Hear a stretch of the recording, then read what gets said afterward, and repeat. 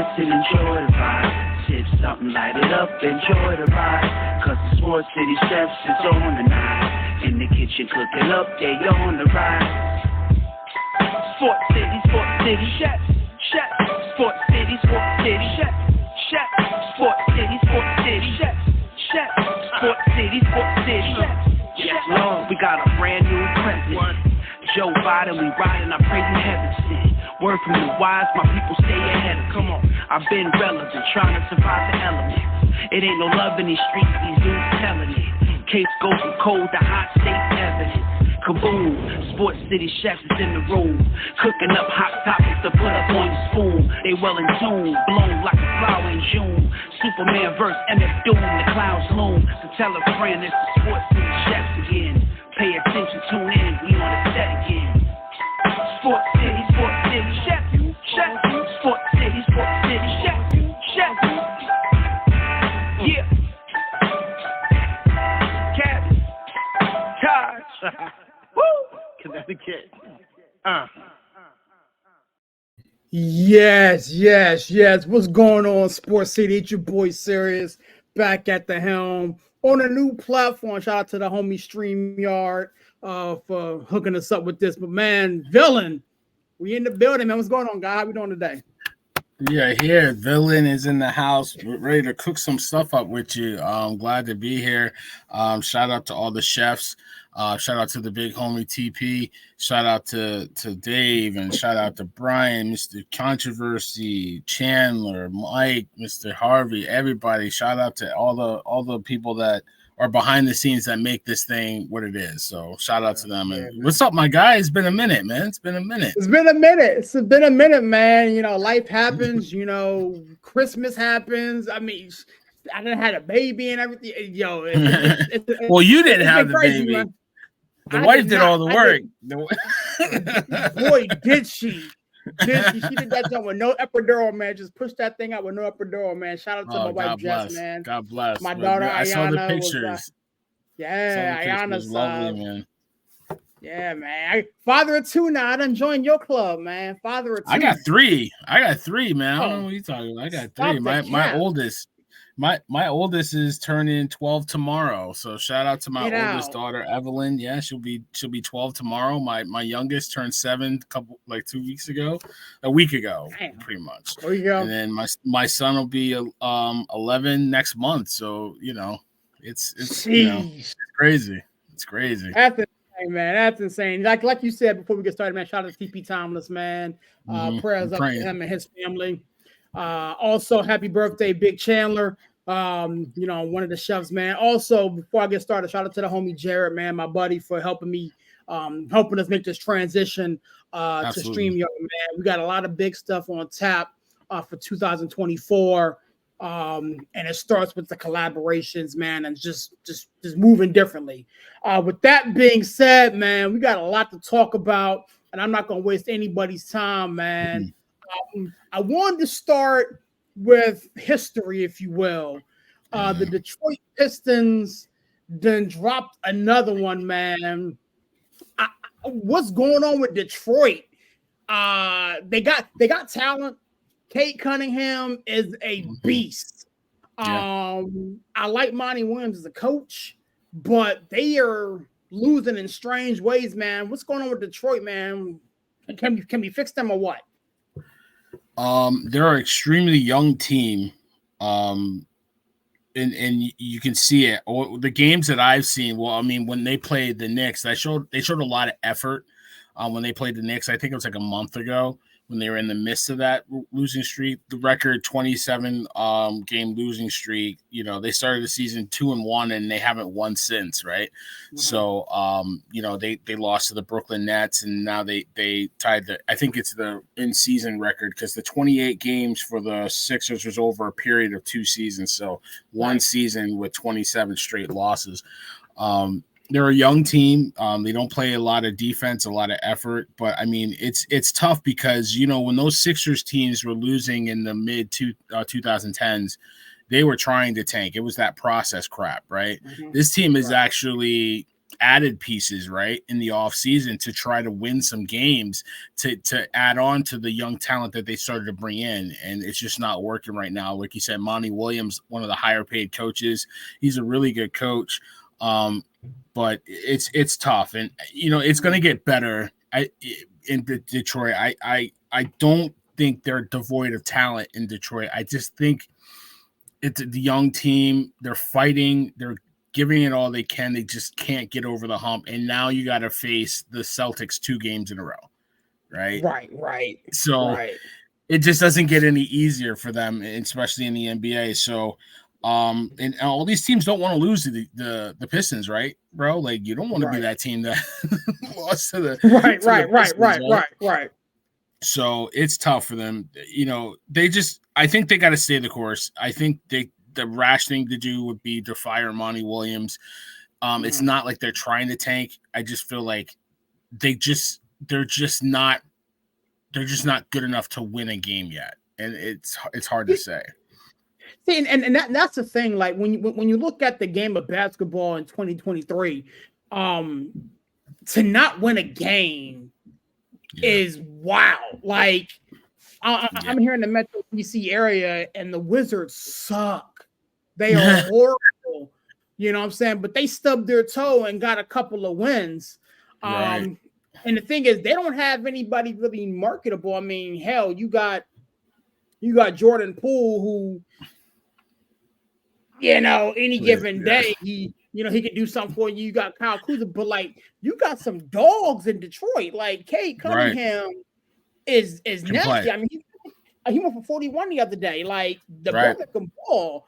And again, Monty Williams is one great coach. So to see, and they're in the Eastern Conference. They're in the Eastern Conference. So to see them, on this 27-game losing streak like they're on, it's baffling to me. And like I'm hearing reports that fans want Monty Williams gone. They want to blow the whole thing up and whatever the case may be. And my thing is this: like, there's no point, like what you said, there's no point in blowing up the whole situation and getting rid of Monty Williams. Like, what more can you do? Like, this team is hustling, this team is playing, but at the end of the day, you were judged by wins and losses.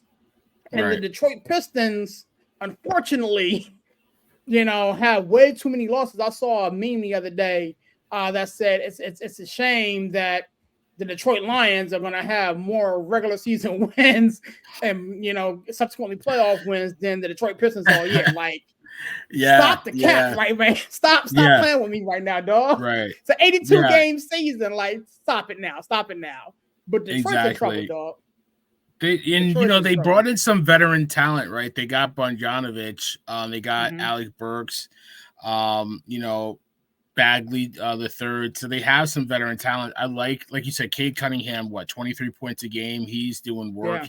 Jaden Ivey, he's coming off the bench, but I was never a fan of drafting Ivey when you already had Cunningham. I felt like that was a mistake. And I think we talked about it on the show before. I thought that was a mistake. So that's one thing. You got 2 guys that basically play the same position, one coming off the bench and one starting. So I think that's maybe there's a little mix of makeup. They brought in Joe Harris. He hasn't really played much. So they brought in some veteran talent to try to build around these young kids, and it just hasn't worked out this year. Yeah, man. So what do you think they go like? If you can look at their schedule, you know what I'm saying? What do you see them getting to win? Like, we don't foresee them beating the Boston Celtics. No. You play Boston. They got, maybe they can clip Toronto. I don't think they can beat your Rockets. I think this is your window, right? Toronto, maybe you catch Houston sleeping, which I doubt. Utah isn't as strong. Golden State. They're not beating Detroit. Yeah, they're not beating Golden State. Yeah, I don't think in Golden State they're going to beat them. Denver's a tough one. Sacramento, and then you got San Antonio, Houston, and Washington. And I don't mean that to disparage Houston. I think Houston's a good team, but I think I think that's the window. There's a window there. There's a window, but You just want it to be over with. As you're not right. Nobody roots for this. Nobody roots for this team to lose. So, I think everybody will be happy when they win a game, and hopefully they get that win. Right. Man, wanted to pivot since we're on the NBA conversation. The Lakers, man. The Lakers. What's going on in LA with the Lakers? And if you want to throw the Clippers in that mix as well, what's your state of the NBA franchise in LA, man? What's going on there? I mean, for me in LA, it's been a flip, and it hasn't really been a flip because since the Harden trade, right? The Clippers haven't really they lost 8 straight games. Now they've started to figure it out. You're looking at Harden's a true point guard right now. I think when you ask him to get you buckets, he can do it, but that's not what you want him to do right now. You want him to go out there and be a facilitator because you got 2 guys in the wing in PJ and Paul George, and you got Kawhi that can get you buckets, right? So you don't have to force the issue and try to do too much. What I like about the Clippers, because now they're hot, they're 18 and 12. It's crazy. Why does it always have to be Russell Westbrook? Why does he always have to be the bigger guy? He always has to be the bigger guy and always has to be that guy that says, I'll sacrifice for the good of the team. But he does it, and he's coming off the bench. And to have a guy like that with a motor that can give you 25 minutes a game, balls out, up and down the court with the second unit, that makes him a dangerous team. This Clippers team is a dangerous team. On the flip side, the Lakers, D'Angelo Russell is stealing money. That's one. I think he got benched. I think he got taken out of the starting lineup. He did. He's stealing money. LeBron's doing too much. I've always said that for the last 4 years since he's been in LA, since he's gotten with AD, he's been doing too much.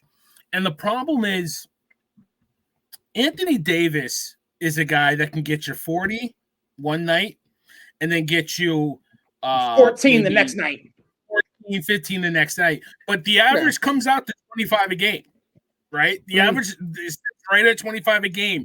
But you want that guy to get you 30, 30, 30, 30, not 40, 10, 40, 10, 40, 10.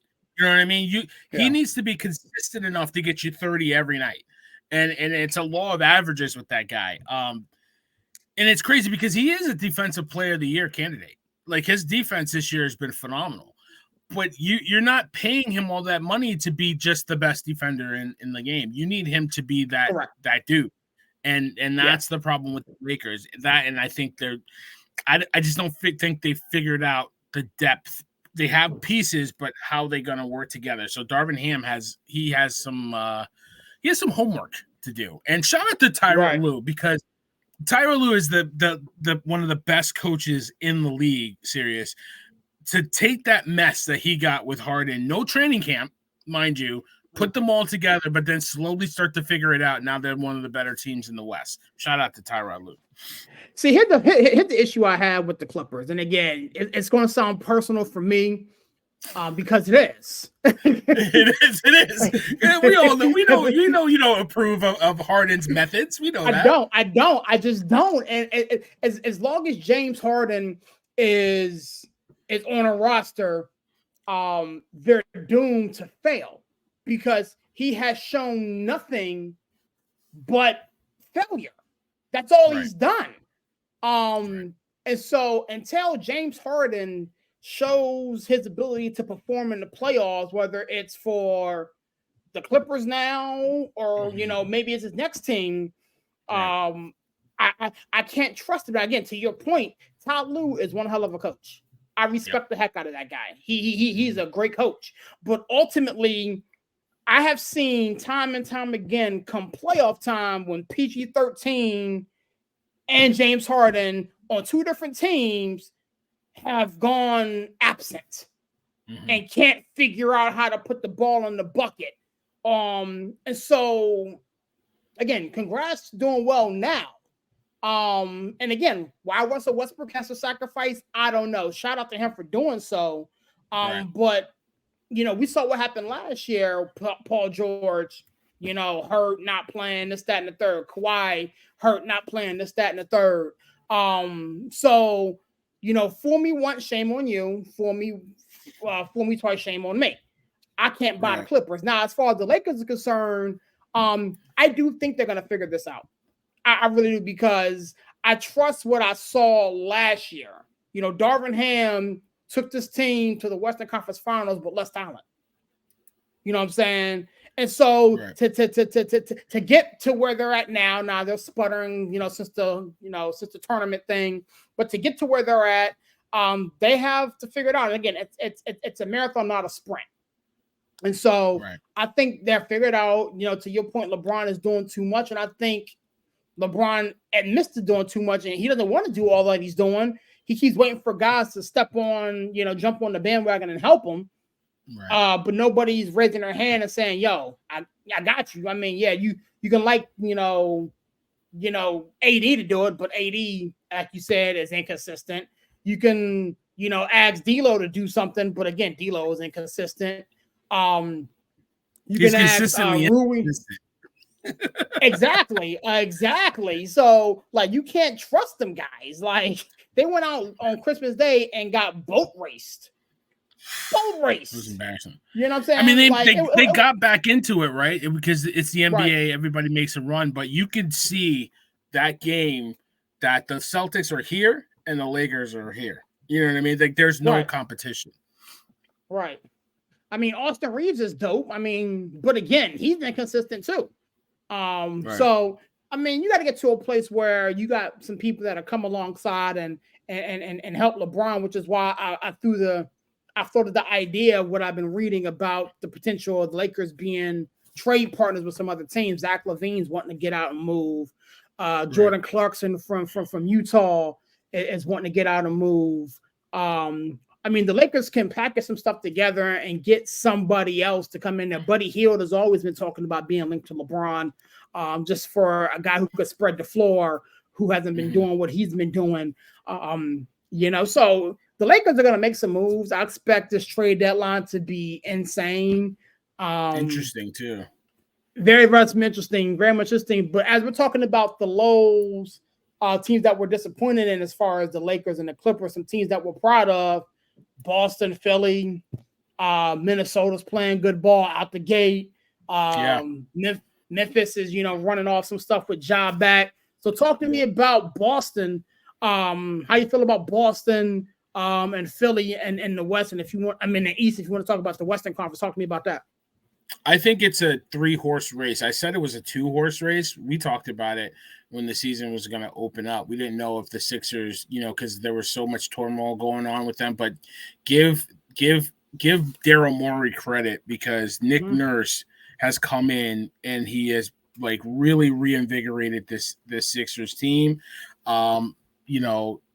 Maxey is a dog. That kid can play, and I think he's ready to be a viable number 2.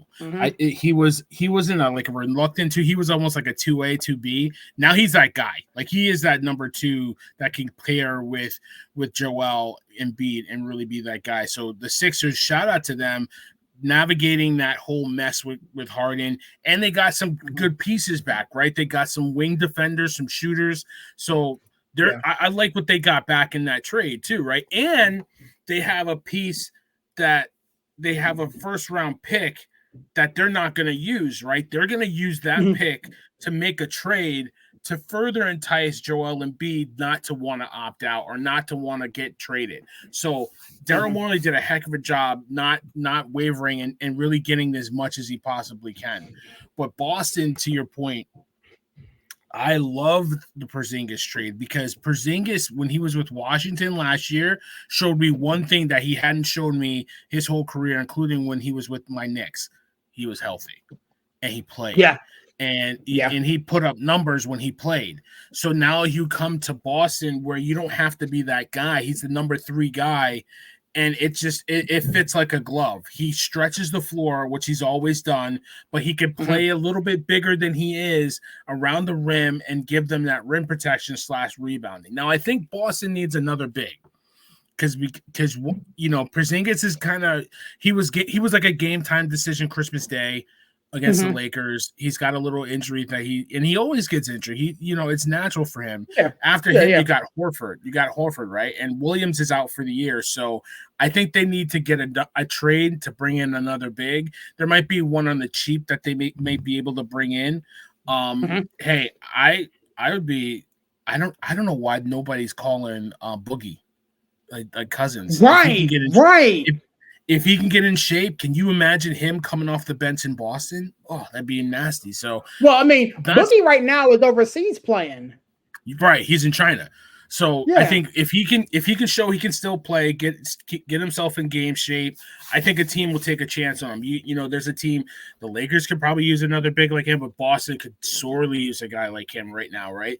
So Dwight Howard, he's another guy. Even there's a little bit of controversy going on with him, but I think that's a moot point. Like the guy can still is a body, he can play. So Boston, I think, is a big away.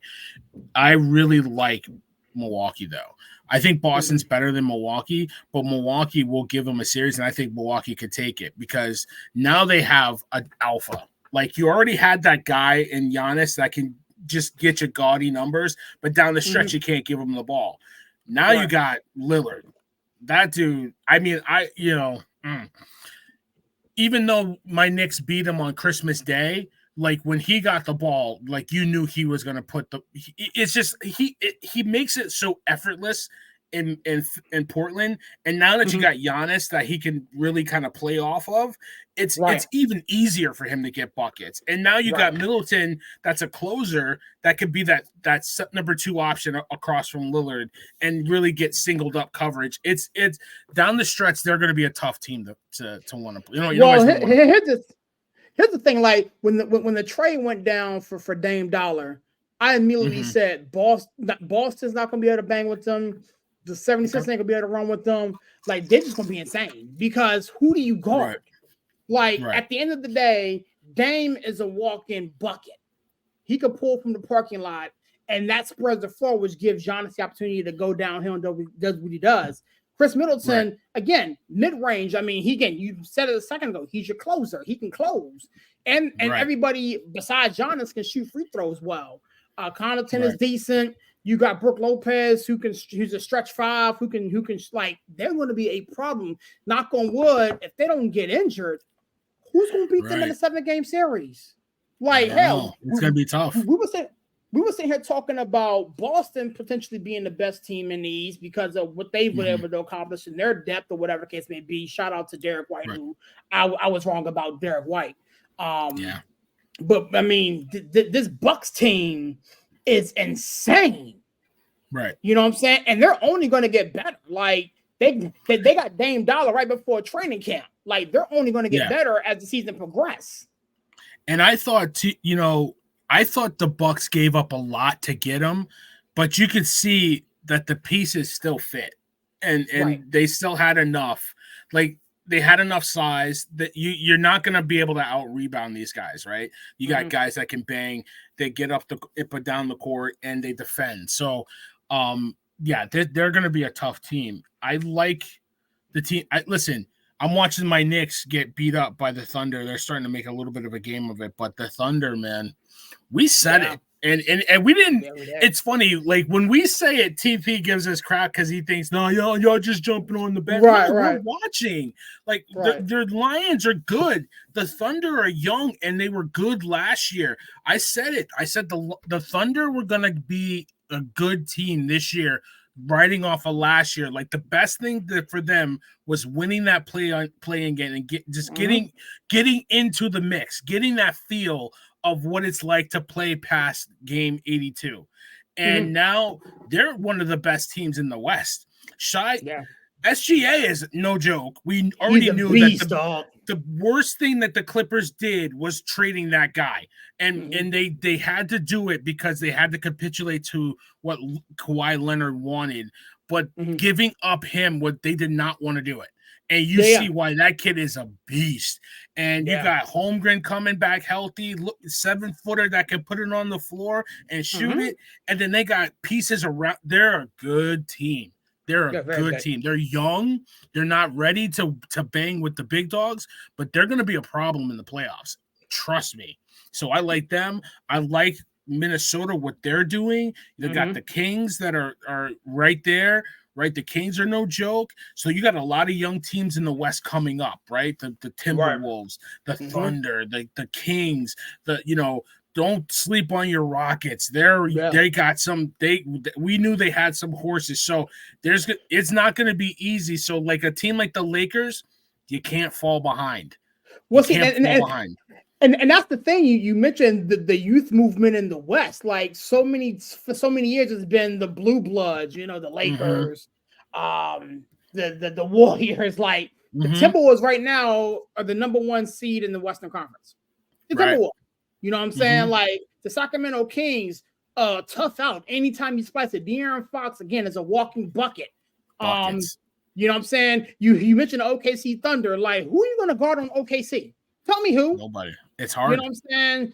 SGA, again, he can give you 30 in a sleep. And then you got Chet who can, straight bang on a guy. Like, what are you going to do with that? I mean, my Rockets are getting beat by 1 million right now. But again, I mean, we're a tough defensive squad. You know what I'm saying? Right there in that mix. And the thing is, like, I'm sitting here watching the Rockets play the Phoenix Suns. We ain't even talking about Phoenix yet.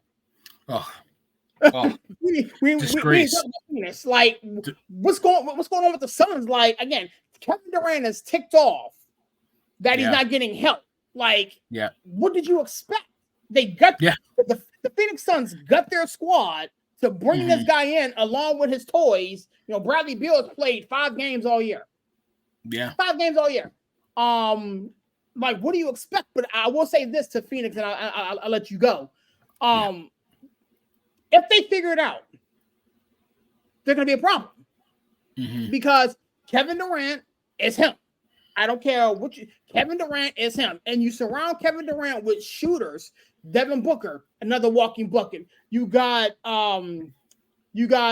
Grayson Allen, who can get you 15 and 10, who's just a pest at a barbecue. Can't stand him. What to do? Can't stand him. You know what I'm saying? You got Eric Gordon, who's again 3-point champion. He's another walking bucket. You got a big man who can stretch the floor and hit a bucket. You know what I'm saying? I'm glad his jaw recovered from the Draymond Green punching. You know what I'm saying? But ultimately, I know you couldn't resist that. But ultimately, like this Phoenix Suns team, if they get it figured out, it's gonna be a problem. So, like the Western Conference is gonna be fun to watch. Outside of the Blue Bloods or the expected, and I still think Golden State, once they get their stuff together and stop getting injured, you know what I'm saying, and Draymond comes back whenever he does get back. By the way, I have a theory on that. I'll talk to you about that in a second. But whenever Draymond and them get back, as long as you got 30, you got a shot. I don't know, man. I don't like the Warriors' chances. I really don't. I think they're a play-in team at best. I mean, the Mavericks, listen, as much crap as I give Kyrie Irving, they figured it out. With him and Luka, they figured it out. So shout out to them. They're no slouch. They're a good team. I think defensively, they've gotten a little bit better than they've been in the past. So I think that's what's helping them. But like you look at the Suns, right? They can't score. They can't get easy buckets for their stars. Their stars have to work so hard to get buckets. And I think that's a problem, right? I think they're gonna rule the day they traded Ayton away. I know that they wanted him gone for some reason, but it just didn't make any sense. You already had him. Like, you didn't have to trade him away. And you're right. The visible frustration on Kevin Durant's face, I've never seen. I've never seen him visibly upset on the bench. And part of me is like, so what? This is your bed. You lied in it. Like, you got to lie. This is what you've you should have never forced your trades out of every place that you've gotten to, and this is what you get kind of mentality. But at the end of the day, yeah, he's that dude. You don't want to see him like that. So, right. Honestly, I think the Suns will sneak in. I think the Warriors are going to be on the outside looking in if they don't get it together. And I really don't think they will, even though they got Curry, because Draymond, you can't rely on him to be consistently there. I think you're looking at Klay Thompson. He's just a shell of himself. He's trying too hard to prove that he's Klay Thompson instead of just playing basketball. Like you weren't always just a shooter. You were a hell of a defender. Do that. You know what I mean? Like, do that. On Andrew Wiggins, not consistent this year. They benched him. Yeah. So it's like there's a lot of problems in Golden State, and I don't know if number 30 Curry can shoot them out of it. I mean, if anybody can shoot him out of it, it's him. But I don't even know if he can do it. I don't even know if he can do it. Well, I mean, I will say this. Like, I keep using this analogy. This is a marathon, not a sprint. And I will say this about the Warriors. We've seen them here before. We've seen them here before. And so as long as the nucleus of that team is still intact, which, it is, they have a punch a shot. Now, am I going to the casino and putting money down and saying the Warriors are going to win the championship? No, I'm not doing that. I'm not doing that. You know what I'm saying? I like my money in my pocket. I like exactly. I mean, I just had a baby. She needs diapers, man. I need to put that money elsewhere. But give me that registry. I'll send you some.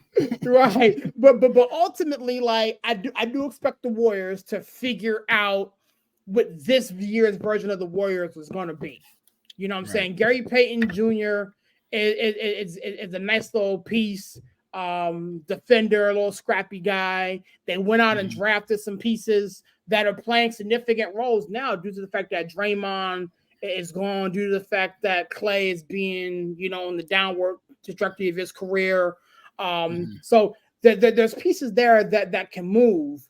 So I'm not too sure how they're going to work out, but to pivot before we go to football, this Philadelphia 76ers team is interesting.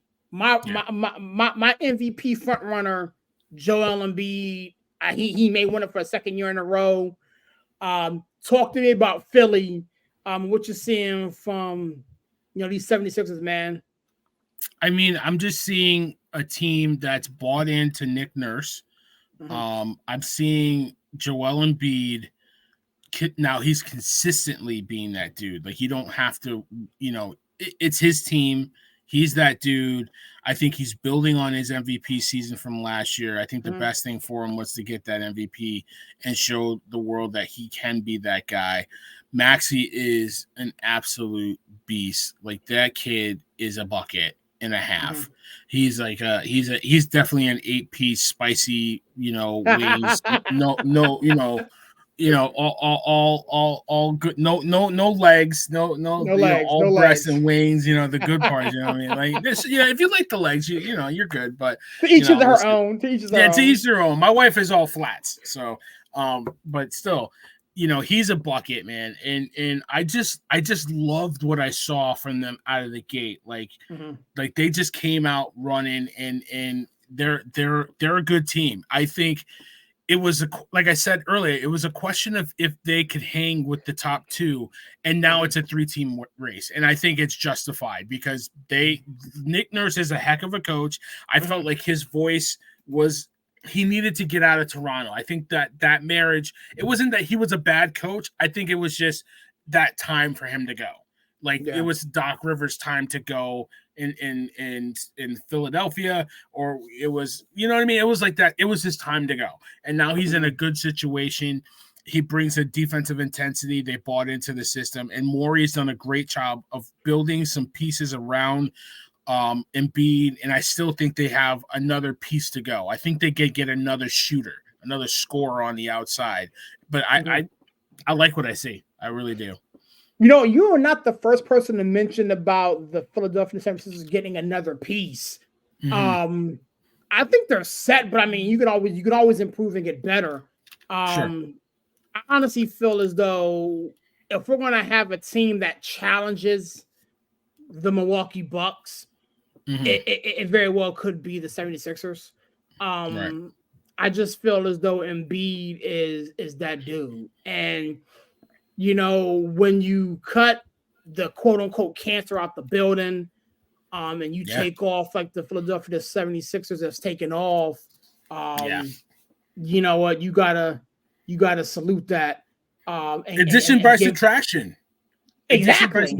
You know what I mean? Exactly. Like getting that guy out of the building, it's just like, you know what I mean? It's just like that relief that, you know what I mean? Like, oh, you don't have to answer the same question every day. Like, you remember watching The First Dance and Jordan's last year, every day having to answer the question about Scottie Pippen. When's he coming back? Does he want to be here?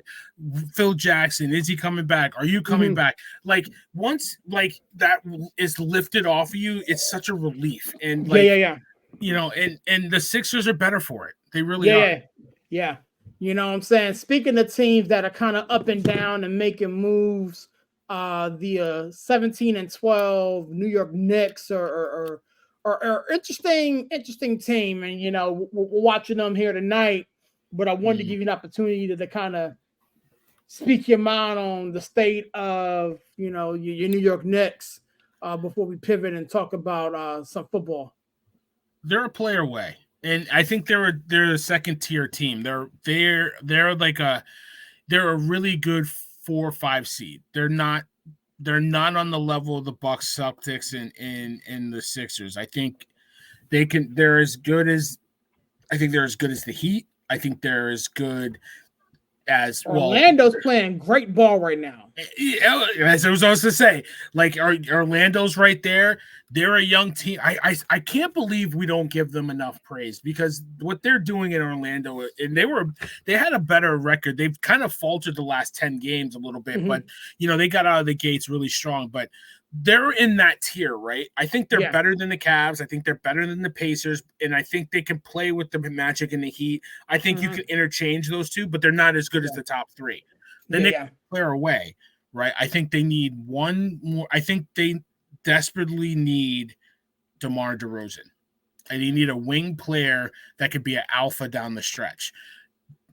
Randall needs to accept that he is not the dude. When he does that, his team will be better. And it's not hate. It's not hate, because it's just frustrating to watch him pound the ball and always wanting to be that dude throwing up those flailing shots. And like, dude, it's not your team. You're not that guy. It's Brunson's team.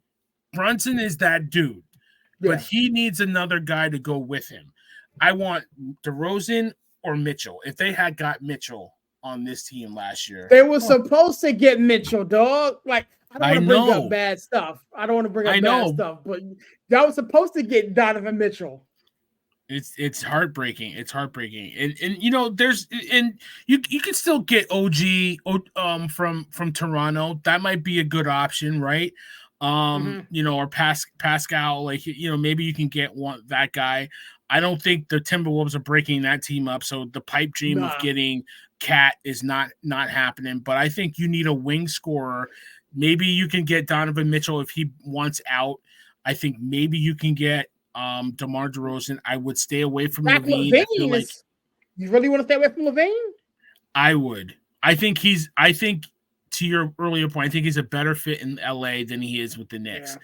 I just don't see him he's not that alpha. Like, I think he could be a really good 2 in LA. I don't think he can be a dominant 1. Because you see him as a dominant 1 in Chicago and it ain't working. But see, here's the thing, like, to your earlier point, you already have that dominant 1 in Brunson. Like, he's your closer. He's gonna get you, 8 to 10 points in the fourth quarter to shut that joint down. So you wouldn't need Zach LaVine or whomever the star or this person will come in to be that guy. You need somebody to accept their role, something that Julius Randle has yet to do. Give you some significant help, something that Julius Randle or RJ Barrett has yet to do consistently. You know what I'm saying? I feel like Barrett doesn't get the chance to, Serous, because he's always behind Randall. I feel like he doesn't get a chance to. I mean, can he? We don't know. You know what I'm saying? No. I think to your point, as a New York Knicks fan, if you get rid of Julius Randle, I think at that moment you see exactly what RJ Barrett can become. Because I think he can play alongside Brunson. I think he can. You know what I'm saying? So. But he can't play behind Brunson and Randall and be your third option, you know, to the point where he doesn't get a shot for 10, 15 minutes down the floor, and then all of a sudden you give him the ball and he's ice cold. You know what I'm saying? He's not involved in the flow. You know what I'm saying? Right. Again, I seen him at Duke, couldn't stand him at Duke, but I knew one thing, ball doesn't change. And we see spurts of him, you know, being aggressive, and when he's involved early, and when the few times where Randall passes the ball and the offense moves, Randall gets you 20 and 10. You know, RJ Barrett gets you 25. You know, Brunson can get you, you know, 26, 27, whatever the case it be, and it's balanced scoring across the board. If you guys are able to marry that and figure that portion out and get that to be transposed into all the rest of your ball games, the Knicks would be a tough out, because I think the defensive structure that Tibbs preaches works. Yeah, however, it does work. However, to your point, you got Julius Randle pounding the ball. And again, I've been listening to you talk about Julius Randle for what, 3-4 years now?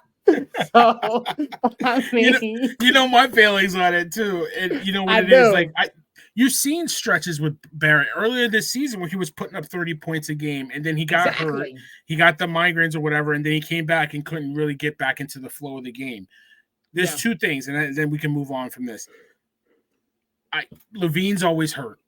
So I don't want to trade people for a guy that's always hurt. And Brunson, it's his team. He's that dude. If he can get his assist numbers up, that's when this team is going to really take off, because he does hold the ball, dribble, and to the end of the shot clock. But if he can figure out a way to get easier baskets for a guy like Randall, or for a guy like Barrett, for more than Randall, if he can get them 2 or 3 easy basket, 4 to 5 points, easier baskets, and get his assist numbers from like what, 5 or 6 to 7, 8, then this team will. That's when they start. So see, here's the funny thing about that, and then we can move on. As a former starting point guard, your assists are all predicated on the people you pass the ball to getting a bucket. Right. You know what I'm saying? Like, so. I mean, he can drop the dime off, but if you got a dude named, and Julius Randle who, misses layups or, pounds it himself, like it. That stupid fall away 3-pointer from the corner. It's so annoying to watch. Like, every time I see it, I want to call you. Every time I want to see it, I want to call you. It's like summertime at the YMCA, that shot. It's like, give me a break, dude. Anyways, before we move, man, shout out to PHI Apparel for sponsoring this show and the rest of the shows here on Sports City Chefs, the network. Use promo code CHEFS. Check out to get percentage off all your Philadelphia merchandise. We got the 76ers stuff. The Philadelphia Eagles got a big one on Christmas. Bryce Harper and the Phillies are getting ready to report to spring training and in February, man. So use promo code CHEFS at checkout to get a percentage off of your order. Villain, I wanted to pivot before we start talking NFL football, man. Yeah. Bowl season is here. Yeah. We got a lot of bowls to talk about. I'm not sure how you want to take it, sir. I was in the middle of watching a bowl a little bit ago, West Virginia. West Virginia game, Penn State, my squad plays on Saturday because we go to our bowl games, unlike some other teams. That shall remain nameless. Yeah, talk to me. Talk to me, man. Talk to me, guys. Shout out to my boy Andy. He's going to that game. His wife is a Penn State alum, so they're going to that game in Atlanta. So shout out to him. Lucky. Yeah. So that's going to be a big one. I want to get juiced up for these bowl games, but nobody's playing. I don't think Drake May played, right? I don't think he played against West Virginia. I'm almost positive that Caleb Williams isn't playing, right, for USC now against Louisville. He's not. So, nope. But Louisville's losing 28-14. So, yeah, how good was Louisville? So that's my problem. Florida State, obviously, everybody on that team is not playing. That Benson is declared. Our receiver just declared. I was literally gonna do the show in my Florida State hat, but I can't because nobody's there. Nobody's there to rep it. There. You know what I mean? Nobody's there. Coleman is entering the draft. He's not playing. Like most of the offense isn't playing. The quarterback, he's transferring. He's out. Yeah. Man, it's frustrating. And it's such a sad end to what was a really good season for my Florida State Seminoles, right? We had, we were on a high. Travis gets hurt with that injury that just I still do not want to watch it again to this day against North Alabama. It was tough. It was a tough injury, and then to win our conference championship, but then get shut out of the bowl games, the BCS bowls or whatever, the college championship. To go from that, and then now going up against a really good Georgia team and not having anybody to play, we're going to get our doors blown off against a Georgia team that feels like they got disrespected. It's just it's going to be a sad end to watch them get blown out. You know what I mean? Right. Like for me with Florida State, and I guess we'll start there. There's a lot surrounding Florida State outside of bowl stuff. There's talks about them leaving the ACC.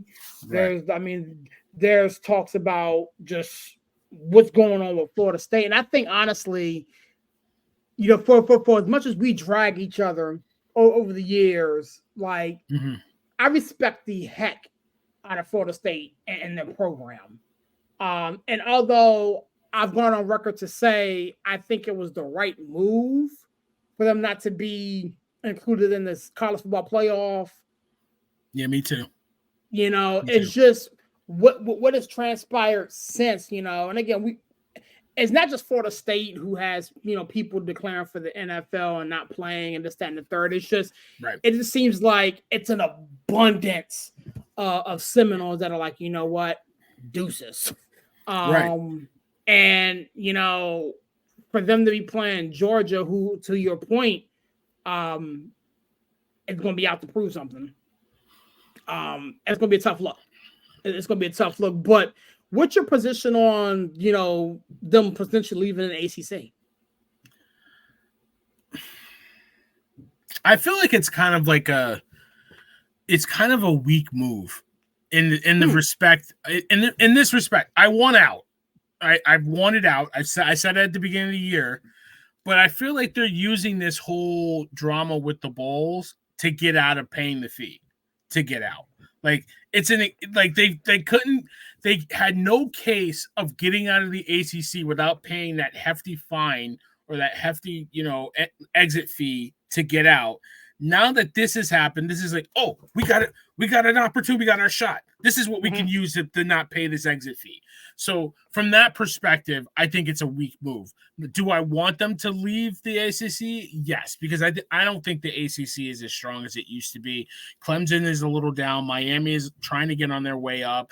I would rather them be in the SEC, which, top to bottom, the SEC got their weak teams too. They're not as strong, but you still put Florida State in a game against either Georgia, Alabama, LSU every year. Florida, they play Miss already. Or something like that, yeah. Ole Miss, something like that. Now they got Texas, Texas and Oklahoma. Is it Oklahoma? Oklahoma, yeah. Yeah, so you put those games on the schedule and you win those games. Now you're cooking with oil. You know what I'm saying? Yeah. From that perspective, I wanted them out, but to use this as a reason to get out, as a reason not to pay the exit fee is weak. It's kind of a weak move.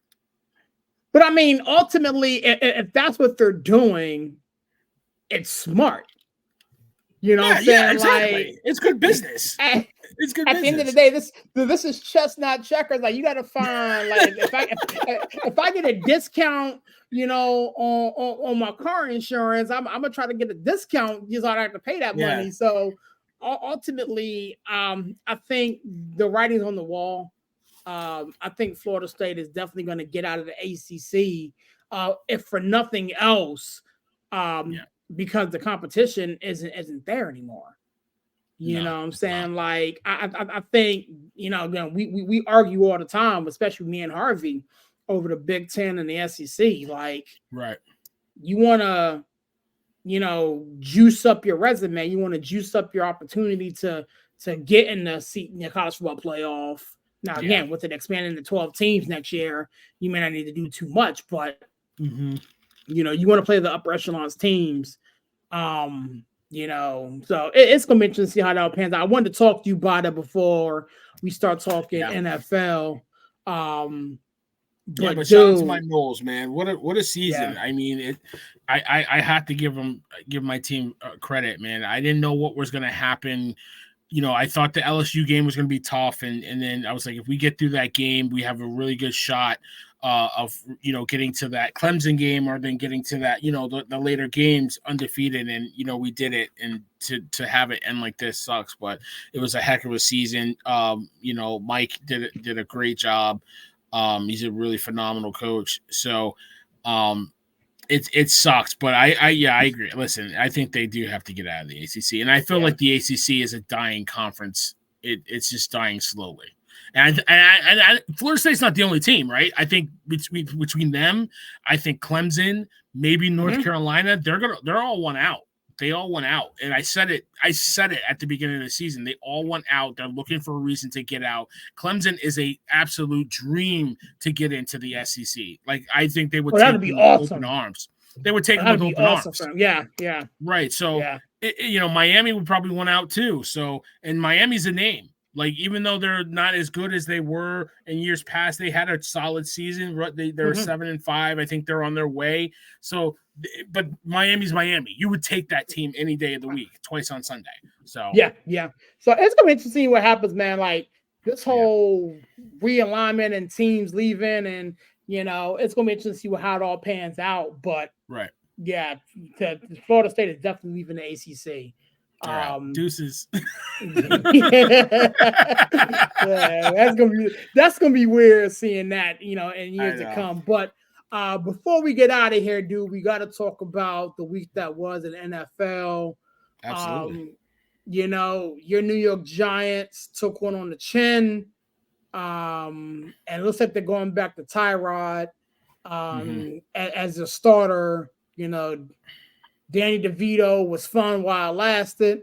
It was fun. I hope you got your Jersey Mikes. You know what I'm saying? Exactly. But talk to me about how you feel, the last two games going back to Tyrod Taylor as your starting quarterback. I mean, it's going to be tough. You got the Rams and you got the Eagles. At least you got him at home.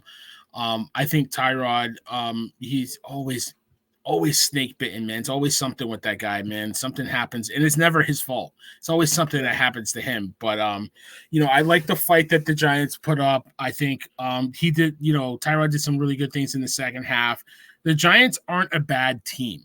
You know what I mean? I think they play bad against really good teams, but like I was saying, like at one point they should have been 6-6. So they should have beat the Jets, they should have beat the Bills, and then a couple games here and there, we're in the picture, right? So I think they have some pieces. I think they have to go into the draft. They have to get a quarterback. I mean, all the people that wanted Tommy DeVito, nah, come on, man. Like, pause.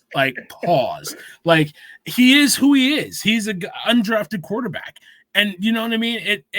There's no shame in that. I think if anything, he's earned his way onto this roster because you got to remember he was cut in the preseason because they only carried two quarterbacks. He was on the practice squad and they brought him up. So if anything, I think he deserves that roster spot as a backup at some point and as a guy that can probably play. I think he can play at this league spot like a Gardner Minshew. There's nothing wrong with that. Dan Orlovsky paid for over 10 years in this league. He got a paycheck.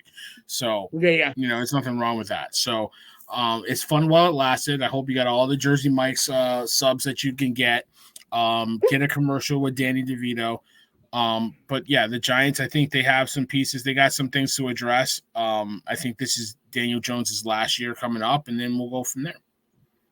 So you think Daniel Jones is done after one more year? One more year. Yeah. That's the contract, man. It was everybody wanted to say, oh, they gave him $160 million. No, they gave him a 2-year deal, dude. 2 years. After that, it's not guaranteed, and it's not a dead cap hit. Ask Russell Wilson. You know what I mean? Like, yeah. It's not going to be that big a deal to cut him after next season. Well, see, that's the thing. Like with the Giants, you know, you're going to be picking, you know, anywhere in the top 10. I think. Right now they're number 5. Right now they're number 5. Yeah, so I'm saying. So I mean, Michael Penix Jr. could fall to you. You know what I'm saying? I doubt Caleb Williams falls. No. Or you know what I'm saying, you could potentially package something to go up past Chicago, you know, go up to Chicago spot and get them. But I don't think you're gonna have to move heaven and earth. No. Like the Steelers would have to do to go get your quarterback if that's the move you guys want to make. Again, I said this time and time again. I don't think the Giants quarterback of the future is currently on their roster. Absolutely, and I totally agree with you. And I'm not even sure, just to keep it a whole buck, you know, that he's on anybody else's roster. I think you have to draft this guy. You know, you have to. You have to reset the clock. If you get a top 5 pick, you have to do it. Daniel Jones is not tied to Joe Shane, and he's not tied to Brian Daboll. That is not their guy. They did not draft that kid. They don't have any ties to him. They don't owe him anything. Like, it's perfectly within their rights, and they're justified to say, I got to bring in the guy that I believe can win this game in this league, and this is my guy. Yeah. And that's the game. So, like, looking into your crystal ball, if you can have any one of the quarterbacks coming out, who would you want? Daniels. I want Jalen Daniels. That's the guy. That guy is dynamic. That guy's got an arm. He can run. He's a leader. I like him. I agree. I think Penix can play in this league. I had this conversation with my older brother, and me and Ty talked about it too when I went to go see him. We talked about he's like, I think Penix can play in this league. I was like, yeah, I agree with you, but the guy I want is Daniels. I think that kid. Something about Drake May worries me. Something bothers me about his game, and I can't put my finger on it. Is this something? Maybe it's just the fact that he's at North Carolina. You know what I mean? Like, you know, North Carolina quarterbacks like Mitch Trubisky give me odds of that. I like Penix, but Daniels is my guy. It's the guy. Are you a fan of Bo Nix? I am. I think he had a couple tough games at Oregon. I think if he gets in the right system with the right coaching, I think he can do some things. But if he fell to my Giants, I wouldn't be mad. Like, if I had the 7th or between the 7 and 10 pick and Nix is there and I had to draft him, and like, you know, like Penix or those other guys are gone. If I had Nix, I'm bummed out. But I think he can play. I think there's a lot of really good quarterbacks in this draft. That's why you cannot go through this draft and not pick a quarterback. I think the Steelers, where you guys will be at the 15 to 20 range, you'll still get a pretty good quarterback. Yeah. And that's the thing that is kind of baffling me right now. Do I want to go through that yet again? Because the thing is, the reason why we got Kenny Pickett is because we are still chasing the ghost of Dan Marino. And so we go for the hometown kid, and the hometown kid can't throw accurate footballs. We go for the hometown kid, and the hometown kid is not doing his hometown well. So I think we have to at least examine the idea of drafting a quarterback. We've been tied to every trade rumor, from Justin Fields to Kirk Cousins to Russell Wilson, you know, after the situations, you know, pans out with him in Denver. And honestly, for me, dog, I'm not even sure what I want to do. Like Jalen Daniels, obviously that's the dream, But in order for us to get that guy, we gotta mortgage the farm to do it, and that's just not how we're cut. We don't do that. We've talked about it. I really, really want Justin Fields in a Steelers uniform. I really like the fit. It's all about the fit. It's just something like out of the teams that could take that kid, the Falcons and the Steelers. While I think the Falcons are a good fit, I really think the Steelers he can do more with the Steelers than he can with the Falcons. Well, I mean, ultimately, me and my father had this conversation, over Christmas, and how me and my dad get down.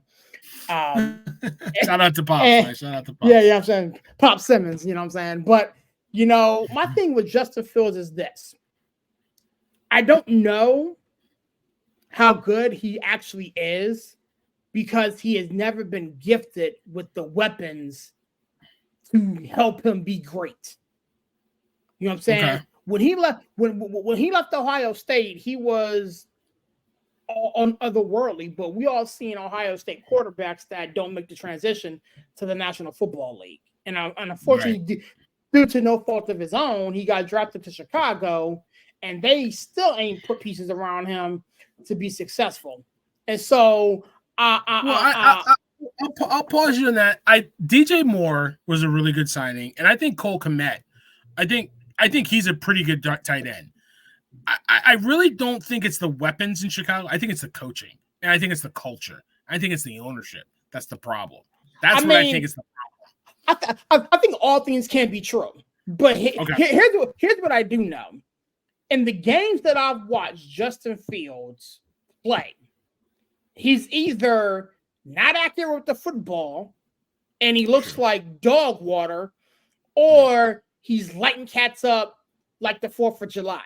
There is no middle ground with Justin Fields. So he's either otherworldly and he's an MVP candidate. And I think this past offseason going into fantasy football draft time, he was the can't miss guy and he's going to win the MVP and all this, that, and the third.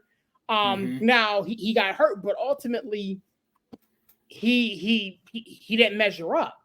So me as a Steelers fan, I got to figure out, do I want to pay what I need to pay to go get this guy, or do I bring in an offensive coordinator who is a legitimate offensive coordinator that can potentially work with Kenny Pickett, because we still have him for 2 years? Or do we hit the restart button, go out and draft another quarterback, thus fracturing the relationship that I currently have with Kenny Pickett, who's only in year 2? I don't think you owe Kenny Pickett anything. If you don't know what you got, honestly, here's the better question is what you led into. Mm-hmm. Who's the offensive coordinator next year? Who's the guy that you want? Exactly. Well, shoot, if you want to get technical, there are 2 guys that I want, and I've talked about them both numerous times. I want Eric Bieniemy, obviously. Yeah. Or I want us to go get Byron Leftwich. Okay, that's a really good one. And we talked about that last year. Like, why he's not on a roster is it's mind-boggling to me. Like how he does not have a job is mind-boggling. Yeah. Is Tomlin your coach next year? Yeah. Okay. Tomlin is the head coach. I mean, they're talking about redoing his contract and signing him to an extension this offseason. I do know one thing. So does he get the pick? Does he get to pick the offensive coordinator then? Yeah. Okay. Yeah. Okay. Yeah. No, I'm with that because Ryan Clark came out on ESPN and said that he needs to go. And it's no fault of his. It's just like I think he thinks his voice is not being heard in the locker room with your receivers. And he could use a change of scenery, and a team like the Chargers would be moving heaven and earth, or the Bears would move heaven and earth if the Bears don't link up with Harbaugh. They would try to get Tomlin. I think Tomlin needs to stay. I think the receivers need to go. And I think they need to gut that culture in the offensive room. I think that's what I think they need to do. Right. Well, here's the thing. I agree with part of that. And the reason why I agree with part of that, and again, me and my pops had this conversation along with several other Steeler related over Christmas. Right. It's very easy for players or for analysts, for fans to point the finger at the head coach when everything is going wrong. Now, I will say this. Bill Belichick is considered to be one of the greatest coaches of all time. Right. He had a quarterback who could put the ball where it needed to be. And if you and if you get the quarterback right, it fixes a whole lot of issues. Case in point, last week Mason Rudolph played the best ball of his freaking life. I've been listening to Pittsburgh Sports Talk Radio all week. Not one person has talked about Mike Tomlin. Not one person has talked about George Pickens. Not one person has talked about anything other than the fact that we got to go up to Seattle this week and handle business. Why? Because the quarterback play erases all of that. If you win, nobody gives a rat's behind about the quarterback play or about the coach. So with all due respect to Mike Tomlin and Ryan Clark, who I respect, and these other analysts, do I feel that Mike Tomlin has lost the locker room?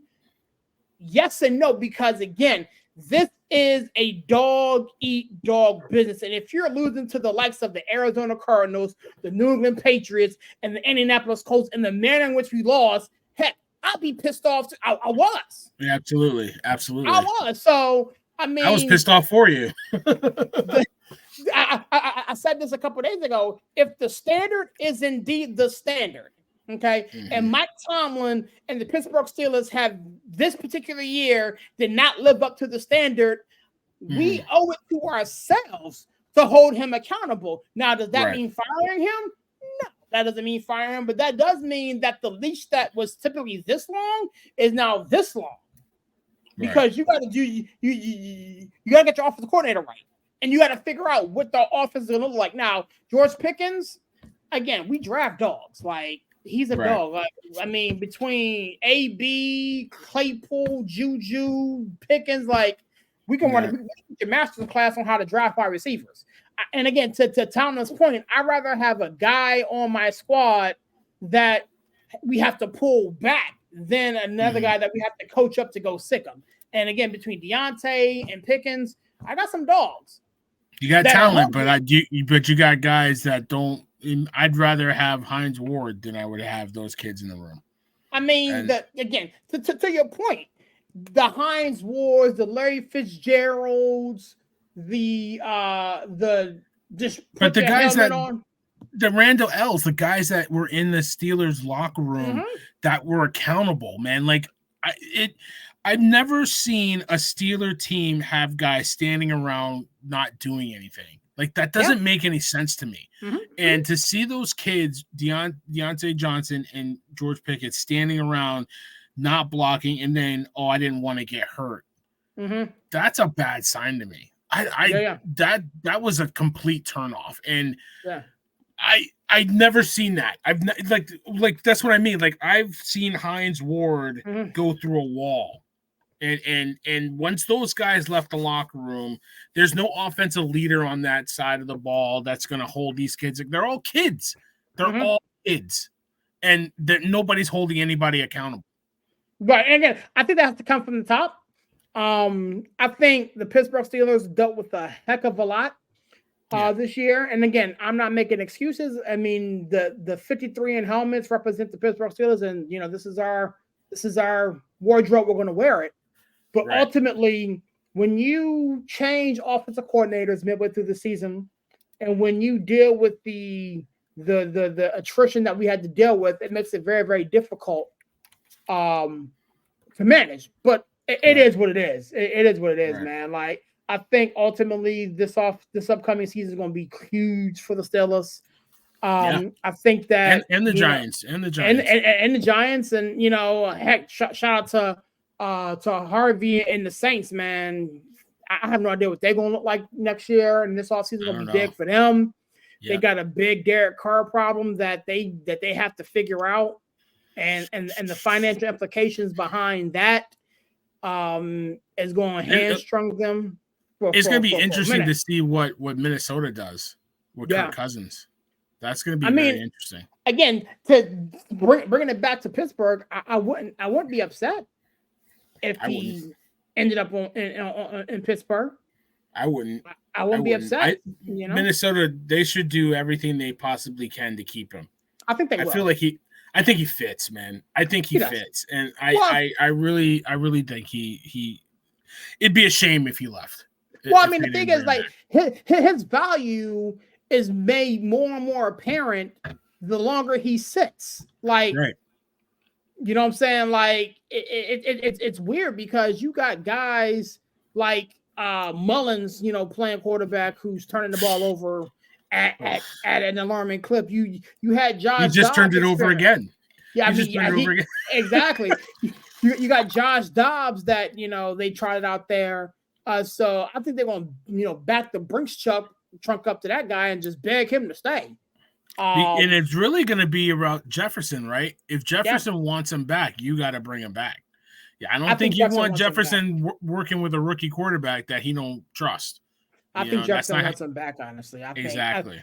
So, with that being said, I wanted to give you an opportunity, to talk about other games that we were impressed with over the weekend. Is there anyone you wanted to hit? I can start firing some off to you. Is there anyone? Well, I got to talk about the Cowboys. Let's talk about that. Them. Let's talk about that. Well, Dak Prescott is not the MVP, and not because of anything he's done. I think the team around him. You hear about all offseason what they're going to do. They're going to run the football. They're going to take it out of Dak's hands and not have. They haven't run the ball well. I'm watching Ezekiel Elliott leap over guys and run over guys in New England, and you got Pollard that can't push it in from the 1 yard line, getting knocked off. Right. So they're not running the football, and they're not stopping the run. That's been their problem for the last couple years. And if the Eagles play smart football and just run it down their throats, the Cowboys are not going to beat the Eagles. The 49ers will absolutely run it down their throat. And don't forget about the Lions. They got one of the best offensive lines in the league. They will run it down Dallas's throat. It's very simple. When Micah Parsons is on the line, you run it down their throat. When he plays stand-up line, run it right at him. And when he plays stand-up linebacker, you throw it, and you just get him in a mismatch coverage against a running back or against a tight end on a drag route across the – and it's because they got these undersized – Bell is 200 pounds soaking wet. Like, you run right at that kid. You don't – what kind of linebacker is that? Like, the Cowboys need to draft a linebacker. Period. They need to draft a linebacker that's versatile, that can play the run and the pass, but somebody that can stuff the run. And then they don't have enough. It's like you have to put Micah Parsons at a stand-up linebacker over the middle, like he played at Penn State, right? And then get the other defensive ends on the outsides, and you guys got to go attack the football. Because getting cute with Micah Parsons at the line or moving around on the inside at the underneath center, you're just going to run right at that guy, and it's going to be very simple. Well, I mean, it's a copycat league, and you see, other, Hall of Fame, Pro Bowl linebackers doing that. TJ Watt does it all the time. You know what I'm saying? I mean, he'll line up on the end, he'll line up on the inside, he'll drop back in pass coverage. I mean, he has 6-7 interceptions, one of them for touchdown. He blitzes the A gap, and so. If it works for one, the Cowboys try to do it for everybody. But they got the Lions and the Commanders the last two before they get ready for the playoffs. Right. I think the Lions win that ball game. I mean, it's in Dallas, but I think the Lions have the recipe to win that game. To your point, I think I wouldn't be shocked if the Lions went into Dallas and just ran it right down their throats. The Lions, they need a game like this. They need a game against a good team to pick themselves up. Even though they won their games and stuff like that, they had they're playing some solid football. they still have that taste of that Ravens game in their mouth, right? They still have the taste of some of those that Packers game on Thanksgiving that they want to wash out of their mouth. They still, you know what I mean? They got to get those games under their belt where they beat up a team, and I think they can lean on the Cowboys and make it. It's going to be a fun game. I think that's a fun game to watch. Saturday night. That's a Saturday night. Yeah, Saturday night at 8. Yeah, that's the only game on Saturday. It's going to be a lot of fun to watch. Yeah. I think that Cowboys-Lions game is going to be fun. I'll be remiss if I didn't tip my cap to my division opponent, division rivalry. The Baltimore Ravens are the truth, son. Yes, they are. They should be undefeated. They should be undefeated. Those 3 games that they lost in the last quarter. They should be undefeated. Yeah. They're a good team. Lamar Jackson is having his best season because he doesn't have to do everything. It's such a relief for him. Like, he doesn't have to be the end-all, be-all. The defense is finally back. They finally got a good defense. And you know what? John Harbaugh is putting Harbaugh is just putting them in a place where you could just be, and you don't have to do everything. Like, you could just be. And they took it to a really good 49er football team. Yeah. Like, I wasn't expecting that at all. No, me either. And I thought that it was going to be a tight game, but they took it to them. They took it to him, and they said, "Hey, Brock, you ain't the MVP either. My guy's right. the MVP." You know and the thing is, I think Lamar solidified his MVP candidacy with that win there. You know? And the numbers aren't gaudy, but if it's like, no, they're not. If you're the best if you're the quarterback on the best team, then Lamar wins it, right? Mm-hmm. But if you're the most valuable person on your team, it's between Lamar and McCaffrey. CMC. Well, Lamar CMC, and you got to give Tyreek Hill his recognition as well. Absolutely. But it's not a quarterback. It is a quarterback award, and it's unfortunate it's become that. But if you're the most valuable player on your team, then you really are talking about Dak Prescott. You're talking about CMC. You're talking about Lamar. You're talking about Tyreek Hill. And you're talking about these guys in that context. Like, you're even talking about Hurts, because where would they be without Hurts, right? But he has too many turnovers to be even considered for this, actually. True.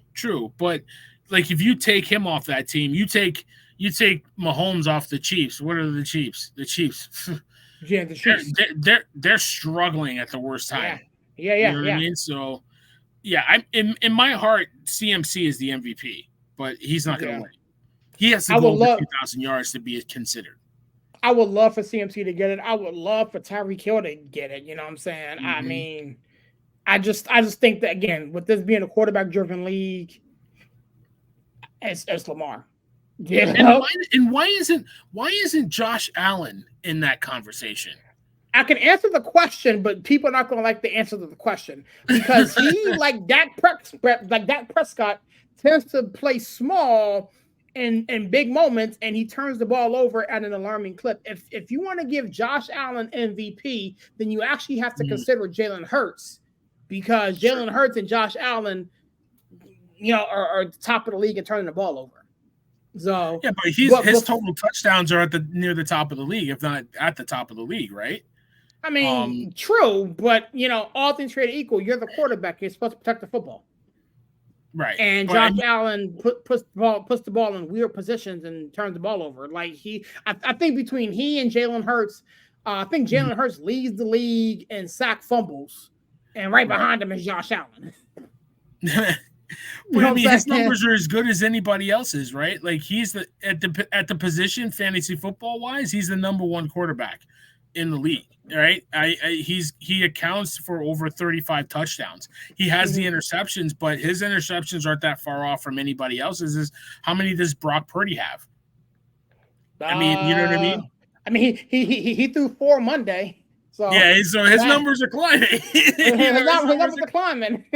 He's not out of the woods yet, but you don't understand what I'm saying? Like, a couple wins, and we're not having that debate. Brock Purdy's got over 4,000 yards.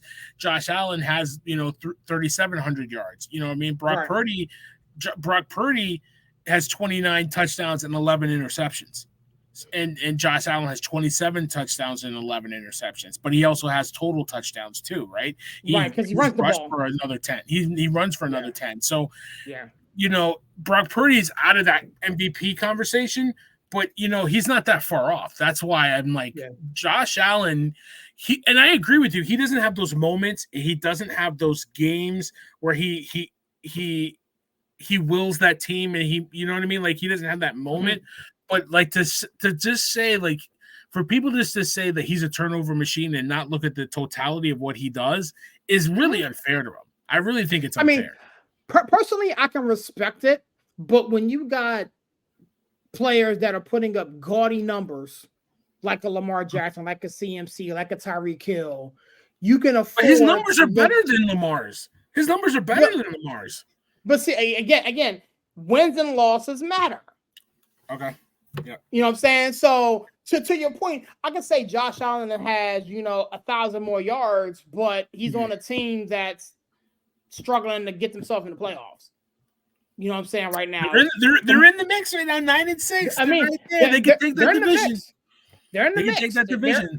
They're in the mix. But like for me, again, watching Lamar do what Lamar is doing right now. On a team that is about to wrap up the number 1 seed in the AFC, is sick. Okay, it's just sick. Before we get out of here, man, I gotta get your opinion on Russell Wilson and this benching. It came across my ticker today. The Broncos are making, I think it's a money move to bench him these last 2. That way he doesn't get hurt. Rumor has it that he may be out of Denver. I'm not too sure if that's what's going on. But talk about how you feel about Russell Wilson being benched. It's weird because his numbers aren't that bad, right? Like, right. When you look at his numbers, right? Like he's what, 20.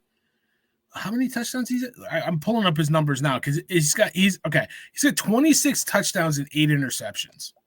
Yeah. Like it's not, his numbers aren't that bad.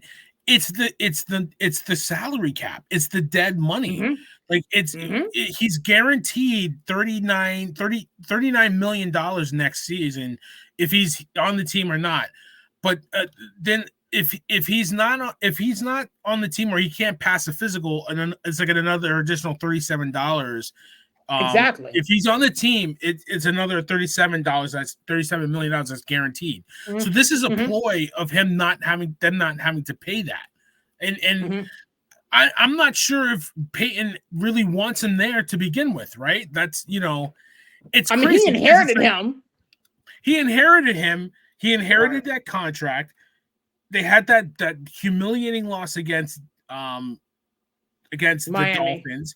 They were 1-5 at one point, and now they're like they were right there right there in the playoff mix. Like they lost the last 2 and they kind of filled it out, but before then they were in the thick of things and being a wild card team.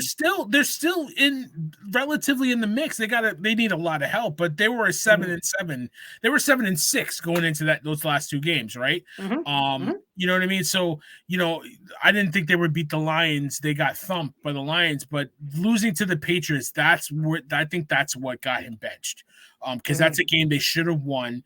Coming home to play the Patriots this week, that's a team that should, they should be 9-7, right? Going into a Raiders game to end the season. By the way, the Raiders, if Antonio Pierce is not your coach next season, you've made a mistake. But we can talk about that another time. But it's mind-boggling that it's the contract. I really think it's the contract because he hasn't done anything. I think if anything, he's done everything he's been asked to do. And I think it's the contract. And I think Peyton just doesn't like the way the offense looks with Wilson. That's all I can imagine. But see, I mean, here's the deal. Like, you knew what you were signing up for when you came to them. Like, don't get it twisted. You were retired. Yeah. You know what I'm saying? You opted out of retirement, came back, got traded from the Saints to Denver to work with Russell Wilson. Like, he wasn't going anywhere. So if the thinking is, well, I can't work with Russell Wilson anymore, then why'd you come out of retirement to come work with this guy? I personally think that if he gets hurt, it's, you know, an additional financial situation that the Broncos have to pay out. And I think it's smart business for them to sit his behind down because they're essentially out the mix anyway. That way they don't get hit with the injury aspect of things. I still think Sean Payton's coaching them next year. I still think Russell Wilson's their quarterback. I do think they need to figure out what they're going to do with their wide receivers because both wide receivers have underperformed, primarily Jerry Jeudy this year. Sutton has made some splashes, but I think this Denver Broncos team has some pieces, and I think Russell Wilson is one of those pieces that the Denver Broncos can count on to get them over the top. Yeah, I mean, I think the pieces are there. I think you're right. They need to figure out the receiver room. I think the defense, since that humiliating loss, has got it back together because that was a good defense. They had some really good secondary players. You know, they don't have Chubb anymore, but I think they have some pieces. It's just, I really think the money talked. I think the money brought Peyton back because if he was smart, he would have waited a year because everybody knew Staley was on his last leg. That's where he should have went. He should have went to the Chargers. So I think he just went to Denver because they gave him money and they gave him power. And like he's like, oh, I got a quarterback, I can fix him, and now it's like I can't do anything with this guy. Yeah. And before we get out of here, God. No, I said before we get out of here, man. I wanted to go and give you an opportunity to get a plug and a closeout before we shut it down, man. This was fun, man. I'm looking forward to doing more of these. It was fun. Shout out to the team. Shout out to TP. Prayers up for the big homie. Shout out to Mike, Harvey, Mr. Harvey, Dave. We got Controversy, Chandler, Hughes, everybody that makes this thing work. Shout out to people in the background like Alan that always run into the Twitter or X. I guess you call it X. So ridiculous, but shout out to guys like that shout us out, do make this thing possible. Listen, we didn't get to everything. Kansas City, they're in trouble. I don't think they ain't gonna figure it out. They're too cute. They try to do it too cute down there. Just throw the damn ball. They need receivers. Enough's enough. The Raiders, listen. Like I said, Pierce better be your coach next year. He's got them believing. And I've seen him in New York when he was on linebacker. He's a heck of a coach. So shout out to him. It's just gonna be a fun 2 weeks and getting into the playoffs when it gets a lot of fun. Shout out to everybody that's still in fantasy. I got knocked out. I told you I got hit with the Amari Cooper bug. So he knocked me out of the playoffs, man. 54 points that guy put up. It was a monster. But shout out to you, Serous, man, for making this possible. Thank you for having me. I appreciate you. Shout out to everybody. Happy birthday to my baby girl. Shout out to all the families. Hug your loved ones. Tell them you love them. You never know what tomorrow brings, but I appreciate you, brother. Yes, sir, man. Thank you so much, Villain, for stopping by, man. We'll do this again next week, man. It's been fun, man. I'll talk to you guys later. All right. Peace. Man, it's your boy Serous repping now 412 and a 703, man. Such a privilege and a pleasure to be here with you guys. Man, listen, I love doing this, man. This is, me and Villain, TP, and the rest of the gang. We've been doing this for a long period of time, man, and I enjoy this. Shout out to the homie TP, man, for giving us a space to do what we do. Shout out to everybody who's been rocking with us. My homie Jared. For helping put this together, and be on the lookout for a whole lot more at these type of shows, man. 2024 is gonna be a big year for Sports City, and I'm lucky just to be a part of it, man. Again, my man Villain doing his thing. His Knicks suck, and so did the Giants. But with that being said, TP would always say, man, tell a friend it's the chefs again, man. And if we don't know, man, now we know, man. Y'all good.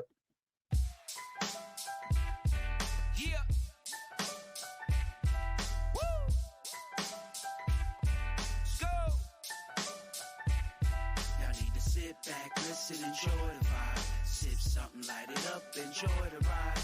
Cause the Sports City chefs is on tonight. In the kitchen cooking up, they on the rise. Sports City chefs, chefs. Sports City chefs, chefs. Sports City chefs, chefs. Sports City chefs. Yes, Lord, we got a brand new president. Joe Biden, we riding, I pray you heaven sent. Word from the wise, my people stay ahead of it. Come on, I've been relevant, trying to survive the elements. It ain't no love in these streets, these dudes telling it. Case go from cold to hot, states evidence. Kaboom, Sports City chefs is in the room. Cooking up hot topics to put up on your spoon. They well in tune, bloom like a flower in June. Superman verse MF Doom, the clouds loom. So tell a friend it's the Sports City chefs again. Pay attention, tune in, we on the set again. Sports City chefs, chefs. Sports City chefs.